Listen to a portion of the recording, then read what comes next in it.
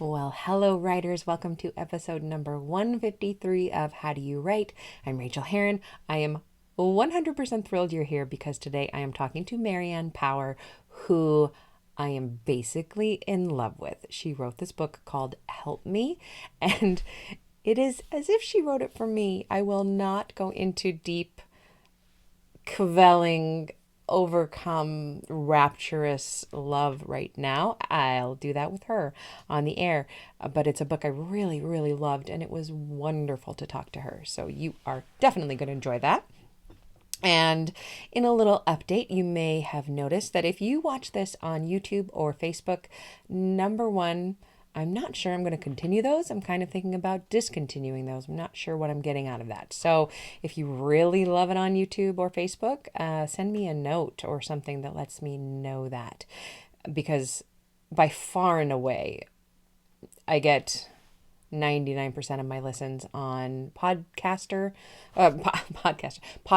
feeds. So it's all audible. And also these new mini podcasts that I'm doing, the ones where I'm actually giving advice and answering questions, is just in audio. So if you watch it on the video, you're missing those. So you may want to put this podcast into your favorite podcatcher feed. That is my point here. What else is going on? I am having a good time with the new book. I believe I told you all, even though I wasn't supposed to, that I sold the book to Penguin, and it is now officially out. So you could tell all your friends that you were keeping this deep secret from. I know that you just couldn't wait to tell everybody that this person, you've never met a person, sold a book. But in case you were, you can tell people it's official. And I'm deep inside it. I hesitate to say this, but I'm really liking the first drafting of it. I'm having some flow states where I look down and I'm writing and I look up and 90 minutes has passed, and I very rarely feel that.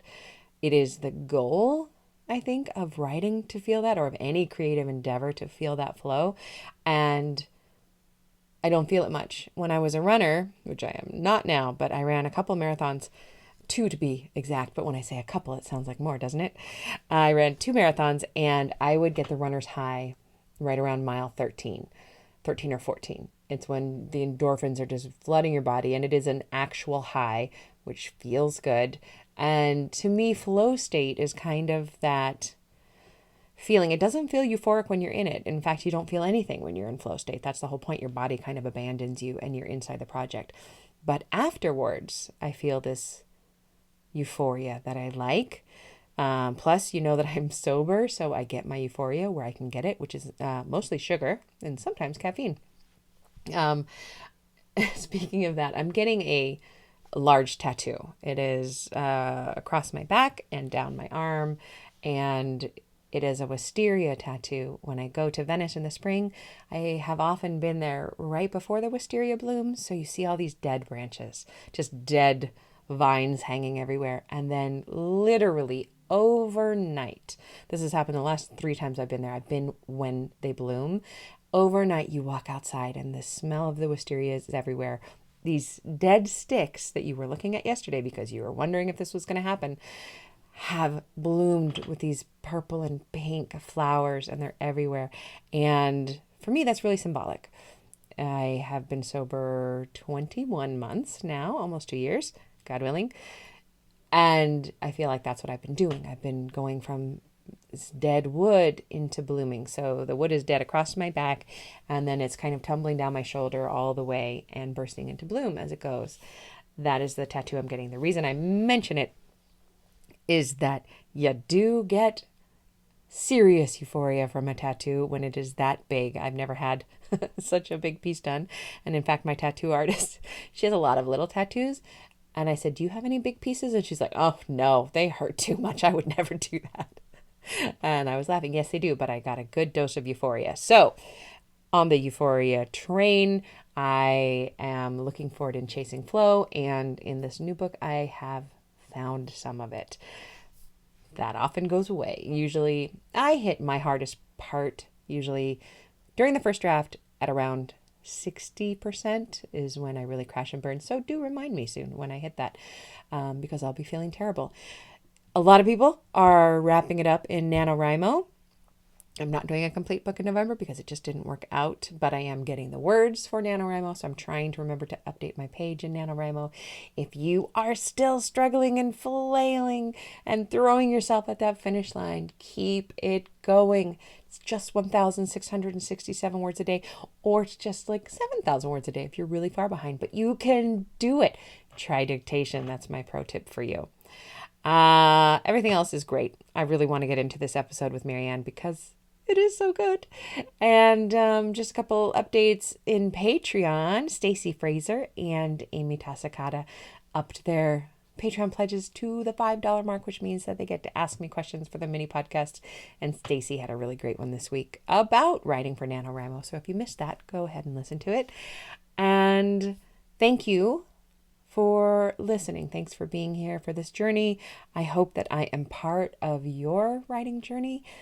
That is really the thing that makes me, honest to God, the happiest. And when you reach out and tell me that, whoo, you can turn a bad day into a glorious one. I just got an incredible email this morning from someone who had written a book because she had found my show. And that's not why she wrote the book. That's what she said. But my friend who wrote me the email, you did not write that book because of me. You wrote it because of you.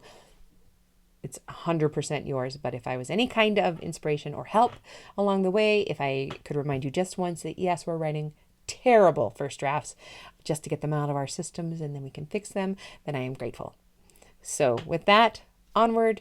Happy writing to you, and please enjoy this incredible interview with the awesome Marianne Power. Well, I could not be more pleased today to welcome Marianne Power to the show. Hello, Marianne. Hello. I'm having a very big fangirl moment, so I'm going to jump into your introduction, and then we're going to chat. Pick me up. Go mad. Absolutely. We started to chat, and I was like, no, we got to get this on air. Marianne Power is a writer and journalist who lives in London. Her first book, Help Me, How Self-Help Did Not Change My Life, is about a year-long quest to change her life by following the rules of a different self-help book each month for a year. It's being published in more than 29 countries and is being optioned for a television series. And Marianne, this was one of those strange books. I have books, I have probably literally hundreds of books that I want to read. And when I went to the library to pick up a book, your book was sitting there on the new release shelf. I think I was the first person to get it. And it was one of those impulse grabs, which then you'll be happy to know that I bought because I needed to own it. You're welcome. But it was as if you had written it for me. And I bet you hear this from women all over the globe. But I am passionate about what I call, I'm not sure if other people call it, but a stunt memoir. Do you use that term for this? No, but it would be, it's an accurate description in lots of ways. Yeah. It's not I've heard of, I don't think. Yeah, so AJ Jacobs and Eve Schaub and even, Elizabeth Gilbert, you do a thing for a year or a certain amount of time and then you write about it. And if one is written, I will read it. With the added incredible perks that you're talking about, self-help books, which I have the same passionate, irreverent hatred, love of that you do, plus you're about my age and about my level of irreverence again and humor that I just fell into this book and I could not get up. And I have so much to read. I'm always jumping in and out of books. It's a real problem. But yours, I just sat down and read from beginning to end and I loved it. So thank you so much. And my first question is not actually on our list, but the title is Help Me, How Self-Help Did Not Change My Life, which is an accurate title for this book. But how did that year really change your life? That was the title that the publisher came up with. And in some ways it's true that I didn't become a gazillionaire. George Clooney didn't arrive, because I think when I started this project, I had this vision that I was just flawed on so many different levels. And if I just tried hard enough, I could become one of these people that wakes up at 5 a.m. and drinks green smoothies and meditates before going and starting some fabulous company. I don't know, this sort of image, this like Instagram image of what I thought life should be. I don't know. So none of that happened. So in that way, it didn't change my life. I'm the same person that I always was, picking my spots and worrying. But then in other ways, a lot has also changed and I learned a lot through the process. And So yeah, there's kind of it's some days I feel like nothing changed very much, and then other days I can see that my life is actually quite different. Yeah. I am so passionate about memoir. It is what it's my favorite thing to write. I teach it, and you do this incredible thing that I'm always telling students, and it's one of the hardest things to do. You look at areas of your life that hold shame and you dive right into them. I know. Did Yeah. you was that does journalism play a part in that? Was it easy for you to do, or was this something that you went deeper and deeper into in revision? I'm really curious. So in my journalism before, I had accidentally started to get more into personal references. So I would do the kind of articles where they would send me to report on the biggest Mexican ginger wave in Holland. And so, as well as reporting on what it's like to be a redhead surrounded by 7,000 redheads in a random town hall in Holland, I would then start thinking about my feelings about being a redhead, which in England quite often isn't considered very attractive. You can get teased when you're younger. So, bit by bit, personal honesty started to come into my articles. But no, I never expected this book to be as deep and open and honest as it turned out. But the book came from a blog, and I started blogging about my experiences. And I suppose initially I did just think it would be this hopefully interesting, helpful story of me doing all these things, and that people would follow as I got better and better as the year progressed. I thought it would be this upward trajectory. I had no clue, honestly, no clue on a psychological level what I was getting into. But it became clear that I didn't, because people were responding to the blog so earnestly, it just became clear you're either doing this honestly now or you're not. Mm. It doesn't, I would have felt like I was cheating readers and cheating myself to not actually just lay it all out there. And so it surprised me a lot, really. Sometimes when I was reading the audiobook, recording the audiobook, and to read some of the passages out loud, I was like, oh God, did I really think that? And it was quite painful, actually, because the other thing is that when people ask about it's honest and brave, sometimes it doesn't feel that brave to type into a keyboard, because for me, writing is a way of helping me realize what I feel about things, and I start typing and the feelings come out and I go, oh, wow, I didn't know I felt that way. And then actually, in a way, I forget that then that's going to be read by my uncles and my, colleagues. And so yes, sometimes I look at the book and I am a bit taken aback by, it's like, oh my God, did I admit that? But I did. And then the amazing thing, of course, is that nobody has laughed at me for, nobody has gone, you weirdo, or how could you think that? Or invariably it's been me too, me too, me too. So, when we admit the most shameful things about ourselves, 9 times out of 10, you are not the only one who's thought that. And just like your response at the beginning, I have had that from people in Korea, Taiwan, girls that look like supermodels in Paris saying it's like reading about myself. And I'm thinking, really? So none of us are that different. We're different in some ways, and in other ways, there's the stuff that we keep so shamefully hidden is quite normal a lot of the time, it seems. And I worship at the church of Brene Brown, and Yeah, her whole thing about, yeah. when shame is met with empathy, shame disappears. Do you feel some of that with being met with all this empathy? It's. I got a shiver when you asked that question. Yeah, it's been extraordinary, and I consider myself really lucky because I was braced for a lot of criticism. I thought the criticism would come that about the self-indulgence of a woman who already on paper had a really good life, going about trying to fix myself. I was aware this is a very privileged quest, and I was bracing myself for a lot of attacks on that, and absolutely some comments have been made about that, and that's fine. But 99% of it has been huge, huge, heart open empathy. And then the beautiful part then is that people feel very able to tell me their real nitty gritty stuff. It's been a good end of small talk for me, because anyone who's read the book will go straight into, the reality of what's happening. And that's lovely. Oh, that's gorgeous. It is. It really is. Yeah. Okay, so you were blogging this. Let's go into process because that's what I Yeah, love to yeah, talk yeah, about. yeah. Were you blogging it under your real name as a journalist? Yeah, So it that was wasn't. brave and at the very Yeah, beginning. it wasn't as a journalist. It was an independent project. And yes, at the beginning, I was really mindful of what would my newspaper and magazine colleagues think of this, because especially as I started to admit more and more to my insecurities. And I think it's probably slightly less in the US, but in the UK, there really is quite a sneery attitude to self-help books. Oh You yeah, know, we people have that. buy thousands. It's still like one of the biggest growing sections of publishing, but in the public, people would not admit to reading them. So even the project in itself, I was a bit embarrassed about, but really quickly colleagues and friends were just responding to it.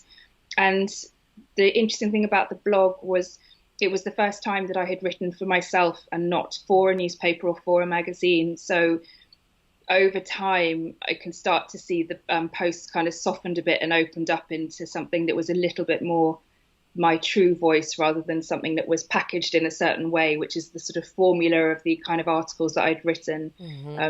So it allowed me to find something that's a much truer sort of representation of my voice. So the blog was a joy, and I'd never done it before, and I'd recommend it to anyone just for that practice of getting the flow going, and the discipline of doing it.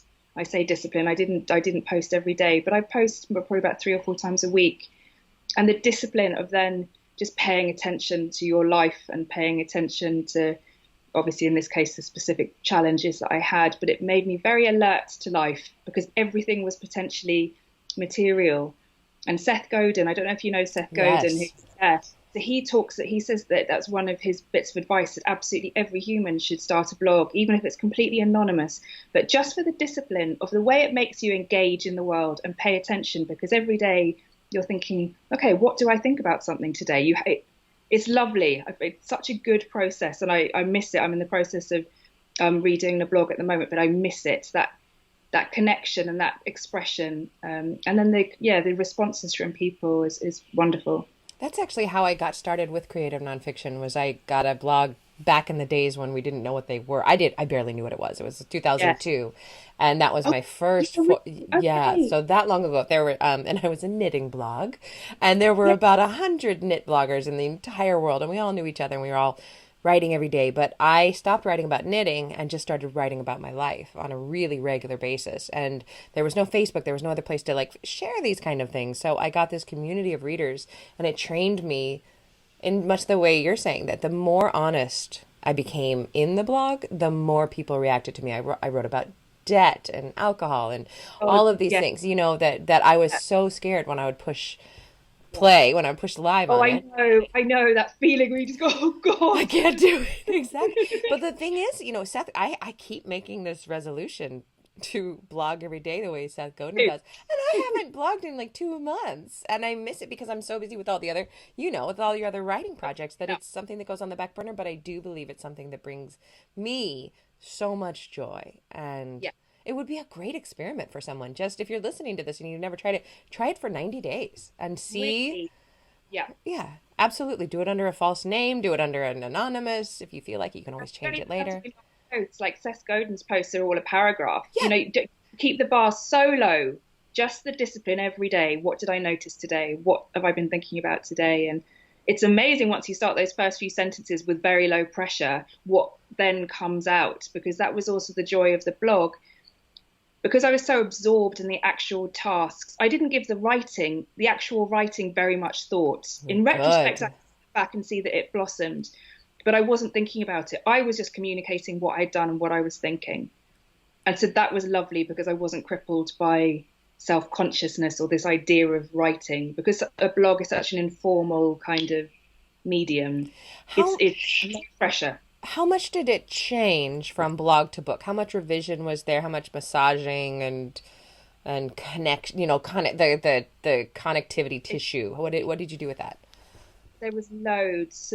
I had this. So the blog, I think in the end, the project, I thought it would be 12 neat months on this road to perfection. It ended up being 15 months of real chaos at points. That was the actual journey. My mum begs me not to use the word journey, but the actual journey of the experiment. And then I thought, because I was a journalist and because I thought the blog was all the notes really that I needed, I then went off to my friend's cottage in Ireland and thought I could bash out a book in 2 months. And me, and me, I couldn't, Yeah. because I mean, I did create a version of a book in 2 months, but it wasn't a book. It was like a series of essays that were not linked. I had Mm.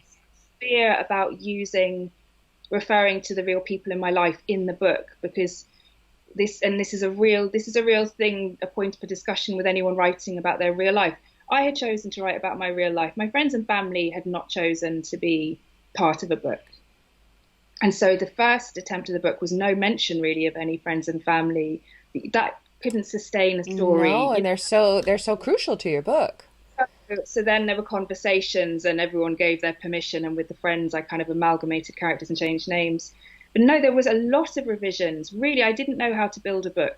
So the first draft was terrible. My agent sent me a very polite email saying, this is a great start, followed by 10 pages of all the notes that, didn't work about it. Ow.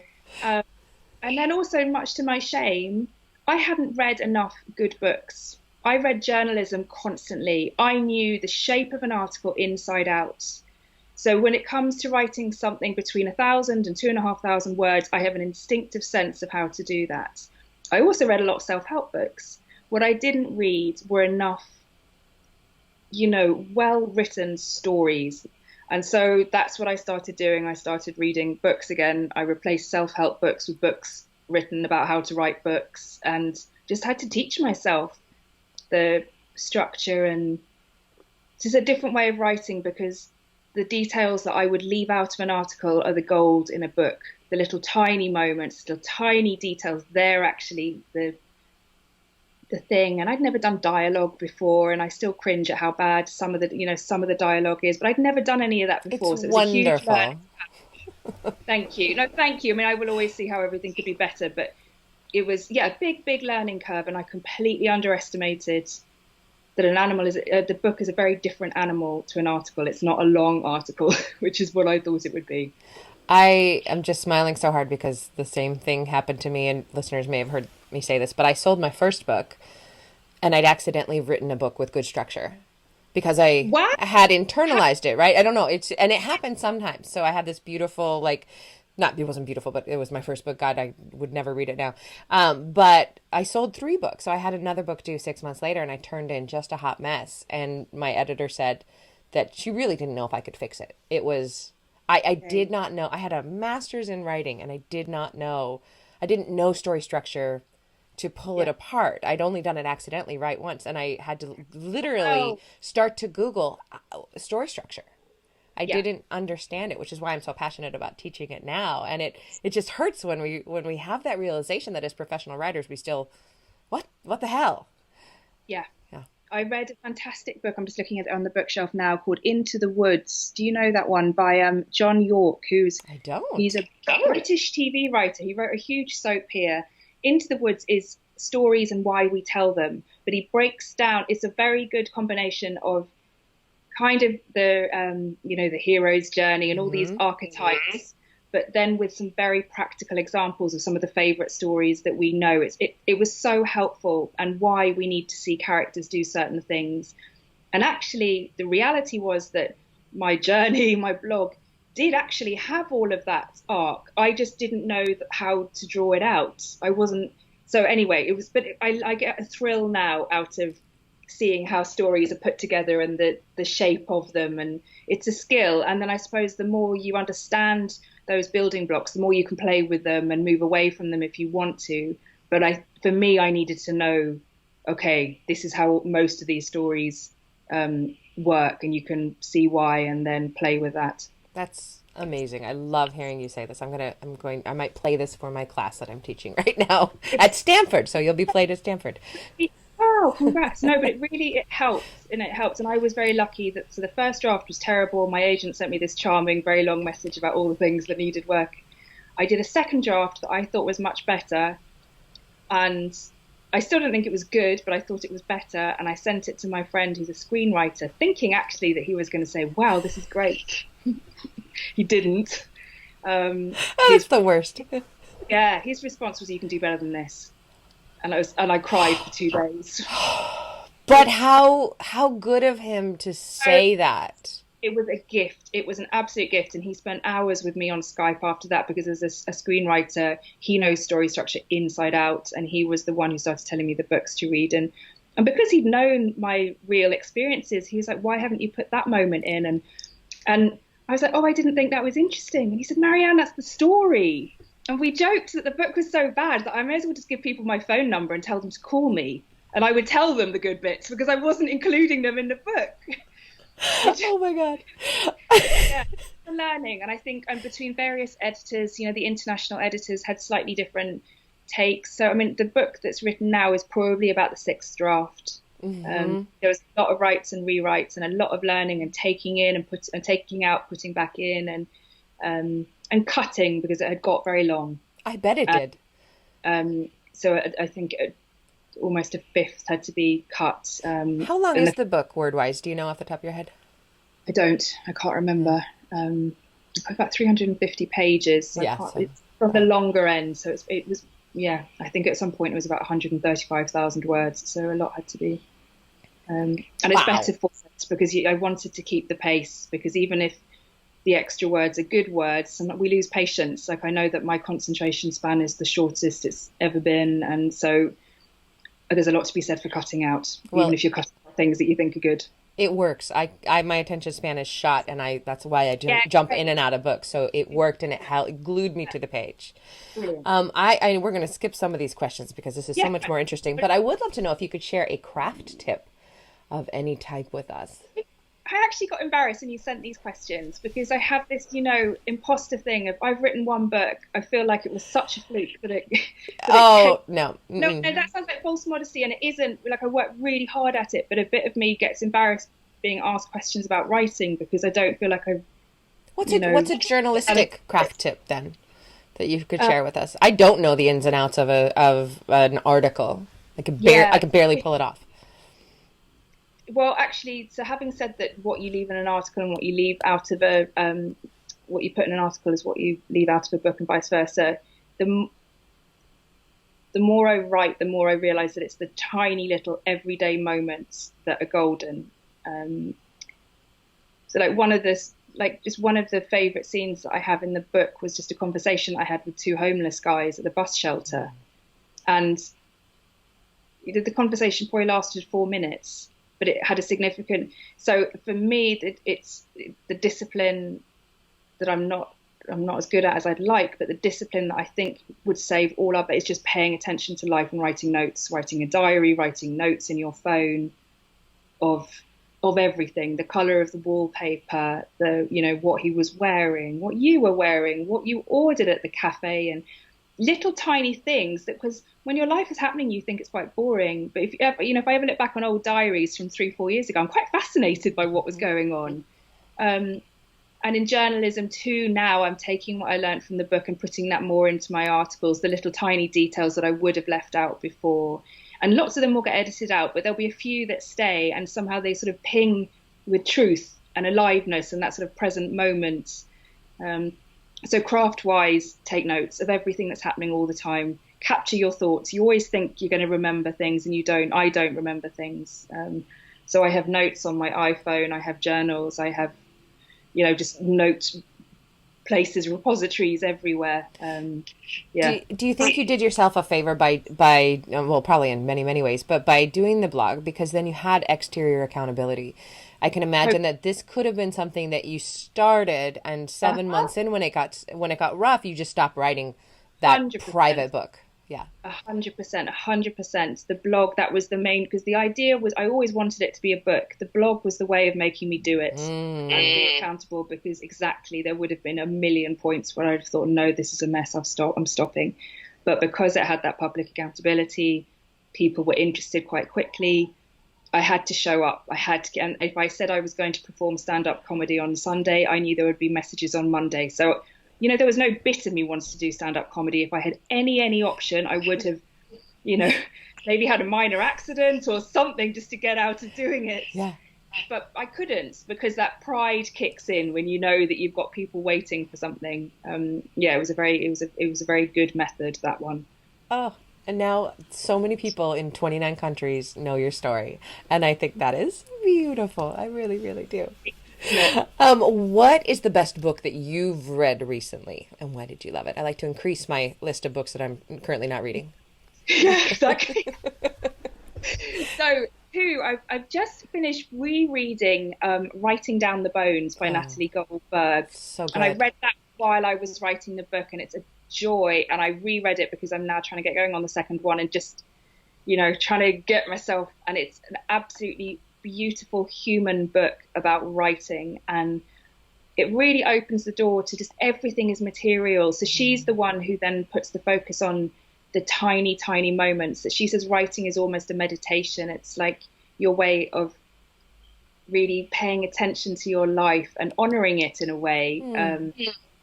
And it's just so undisciplinarian. She's like, try this writing exercise, but if you don't want to do it, that's okay. Don't do it, but maybe try it. She's so lovely. And so that really helped me get back into the swing a bit more the last few weeks. And I'm also reading a book called Wild, which is not the Cheryl Strayed one. It's I think her name is Jay Griffiths, and it came out about 15 years ago. And it's a book. She was a British journalist, and she travelled all around the world, the outback in Australia and the Antarctic and rainforests in search of the wild. And it's about her experience in nature, and she breaks it up into different elements. So there's air and ice and water and fire, and she talks to lots of indigenous communities. And the writing is magnificent, like just the way she describes even being under the sea and the life under the ocean. It's extraordinary. It's like poetry, but not pretentious. It's very easy to read, but it's extraordinary writing. But also, I think at the moment, with the environmental issues being so live and pressing, this book is just a reminder of how beautiful the world is, how amazing the world is. And so this kind of an education a little bit in me in the planet and the beauty of it. So yeah, they're the two. Wild is on the go. It's quite a big book. I think it's about 500 pages. So I'm getting through that at the moment, and it's fantastic. I'm going to reread the Natalie Goldberg because I haven't read that in 20 years. I know it's on my shelf somewhere. It's joy. It's so unintimidating and warm and friendly, and it would make almost anyone want to write just for the joy of it. And I'm going to add Wild to the list. I remember reading about that book because when you said it, I thought, well, who would be cheeky enough to name their book Wild now? And it was before. And I remember reading about her in a sideways article to the Cheryl Strayed, and she was saying, I'm getting so many sales because people are buying the wrong book when Wild came out, and everybody started talking about it. And it was, I think it was in the New York Times or something, and she said it's terrible, and yet I'm taking the money. So I'm glad to hear that they bought a good book. She really went for it, though. She had 7 years traveling the world, funding it herself. Oh, she goodness. went broke. It's the most amazing book. It really is. I would recommend it to everyone. I love your recommendations. I adore you. I think you are charmer. Really amazing. You are the charmer. Where can we find you? What's your website? And tell us again the name of the book and where that can be found. Well, Help Me is the book, and I think actually it's got a different subheader in America and Canada. Each country seems to have changed the cover and changed. I've seen so many covers. Yeah. So covers. It's fascinating. Yeah. The Dutch and German cover is a picture of a woman with a lampshade over her head. And my friends saw it and they said, "That's so you." I was like, "How is that me? When have I ever had a lampshade on my head?" Your figurative lampshade. But the basic title is Help Me, and by Marianne Power, and I think you can get it on Amazon and all good bookshops around the world, it seems like, extraordinarily. And the website is under construction, but yeah, if you Google my name, Help Me, or Marianne Power writer, I come up on Twitter and Facebook and Instagram and all those things. Thank you for giving me some of your time, and I really, really appreciate talking to you, and this has been just a joy. Lovely. And best of luck with your next book. I cannot wait to read it. Thank you. I can use you as motivation. Please keep me on track. Anytime. Thank you, Marianne. Have a wonderful evening. Bye. Bye. You too.